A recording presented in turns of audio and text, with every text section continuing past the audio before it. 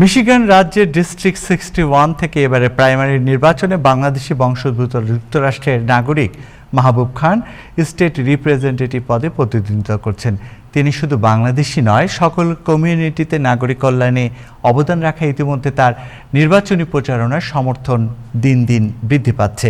এরই ফলশ্রুতিতে আসন্ন 4 আগস্টের নির্বাচনে মাহবুব খান তার প্রার্থী হওয়ার পেছনে কারণ সুবিধাবঞ্চিত নাগরিকদের কল্যাণে সুনির্দিষ্ট সমস্যা চিহ্নিতকরণ, সমাধান ও সম্ভাব্য বিজয় নিয়ে টাইম টেলিভিশনে মিশিগান প্রতিনিধি রফিকুল হাসান চৌধুরী তুহিনের সাথে একান্ত সাক্ষাৎ প্রদান করেন। মাহবুব খান, আপনাকে স্বাগত টাইম টেলিভিশনের পক্ষ থেকে। আপনি একটু কাইন্ডলি বলবেন যে আপনি প্রতিনিধিত্ব করছেন কি? ধন্যবাদ। আসসালামু আলাইকুম। আসলে আমরা যারা প্রবাসী রয়েছি বাংলাদেশি আমেরিকা, আমরা এখানে দীর্ঘদিন যাবত রয়েছি, বিভিন্নভাবে রয়েছি অলমোস্ট 30 বছর।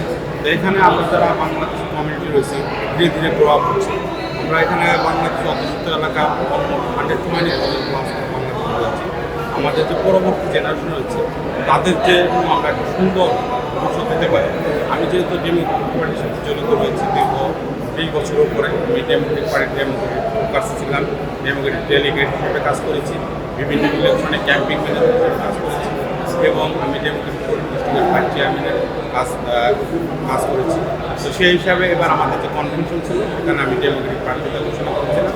তো সেখান থেকে আমার প্রাইমারি যে ইলেকশন 4 তারিখ হয়েছে সেখানে আমি ক্যান্ডিডেট হয়েছি 61 ডিস্ট্রিক্ট থেকে, যেটা Sterling Heights, Clinton Township, Mount Level and ইউটেকের 4টা সিটি মিলে এখানে যারা রয়েছে 4 সিটিতে বসবাসরত, শুধু বাংলাদেশিদের গ্রুপ, শুধু এশিয়ানদের গ্রুপ না, যে আমেরিকান সকলের গ্রুপ, দল মত নির্বিশেষে যে যেখানে আসেন না কেন 4 আগস্ট আপনারা ভোট কেন্দ্রে যাবেন, ভোট প্রদান করবেন। ভোট প্রদান করা আমাদের নৈতিক দায়িত্ব এবং কর্তব্য।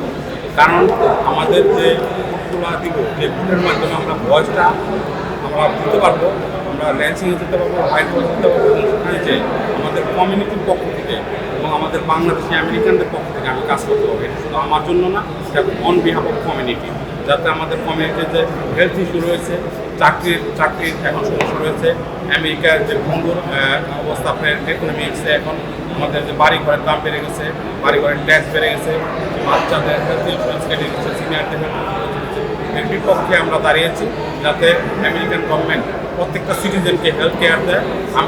আমার মেন যে স্লোগান এটা হলো health care for everyone, not for few. So health কেয়ারটা বেশি ইম্পর্টেন্ট। আমরা যদি স্বাস্থ্যগতভাবে ভালো না থাকি তাহলে কিন্তু আমরা কাজও করতে পারবো না, আমরা আর্ন করতে পারবো না, আমরা ফ্যামিলিকে টেক কেয়ার করতে পারবো না। Family, society and community and country এর together. So please come on vote August 4। Thank you so much.